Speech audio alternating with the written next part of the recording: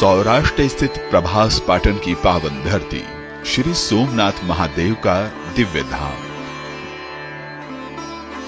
जो है 12 ज्योतिर्लिंगों में प्रथम। सदियों से प्रभास तीर्थ भगवान सोमेश्वर के भक्तों की अटूट आस्था का केंद्र है। कहा गया है, सोमलिंगम नरो दृष्ट्वा सर्व पापै प्रमुच्यते, यानी सोमनाथ के दर्शन मात्र से मनुष्य सभी पापों से मुक्त हो जाता है।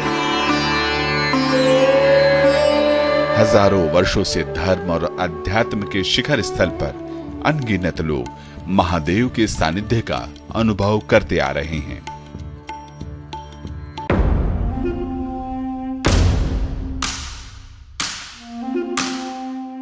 लेकिन काल चक्र में वो तारीखें भी दर्ज हैं जब इस पवित्र तीर्थ का विध्वंस करने के लिए कुटिल आक्रांताओं ने दमनकारी प्रयास किए।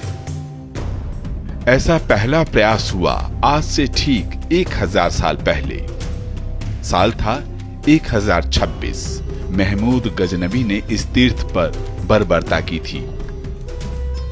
न सिर्फ मंदिर को तोड़ा बल्कि पावन शिवलिंग को खंडित किया। यहां तक कि उसके खंड को मस्जिद के फर्श में लगा दिया गया ताकि आने जाने वाले लोगों के पैरों तले सनातनी आस्था को रौंदा जाए। यह सिलसिला यहीं नहीं रुका। आने वाले दौर में बर्बरता का चेहरा बदला, लेकिन दमनकारी सोच वही रही। फिर चाहे वो अलाउद्दीन खिलजी हो या सुल्तान मुजफ्फर, महमूद बेगड़ा हो या औरंगजेब,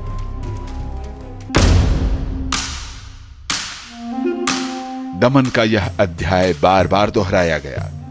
कोशिश थी कि घंटियों की गूंज शांत हो जाए और आस्था की लौ बुझ जाए।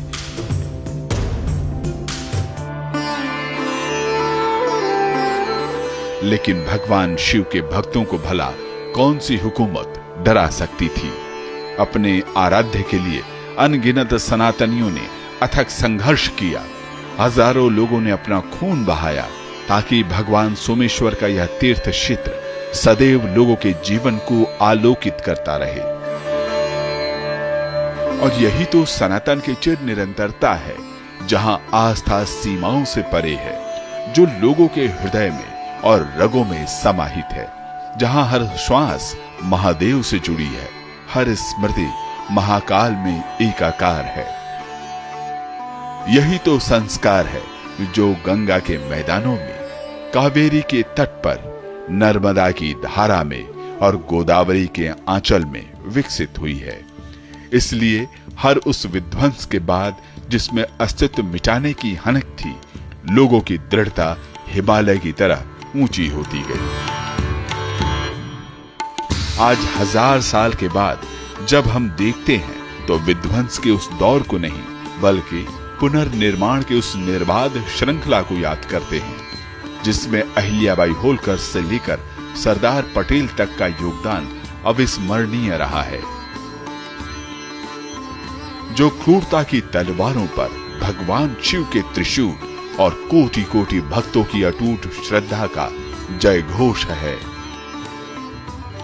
यह भी संयोग है कि यह साल वर्तमान सोमनाथ मंदिर के पुनर्निर्माण के 75 साल का भी वर्ष है।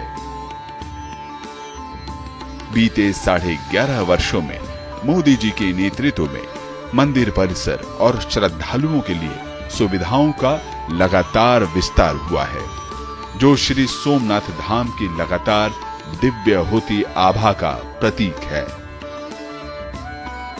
इस अटूट आस्था और अदम्य विश्वास के 1000 वर्ष पूर्ण होने पर आज पूरा भारतवर्ष सोमनाथ स्वाभिमान पर्व मना रहा है। भूलना नहीं है, झुकना नहीं है, रुकना नहीं है। यह भारत की अडिग आस्था की प्रतिध्वनि है। श्री सोमनाथ महादेव की कृपा से आज जब देश विकसित भारत के संकल्प को लेकर आगे बढ़ रहा है, तो यह तीर्थ हमें प्रेरणा देता है कि बाधाएं कितनी भी बड़ी हों, उससे काफी बड़ा हमारा हौसला है। जय श्री सोमनाथ।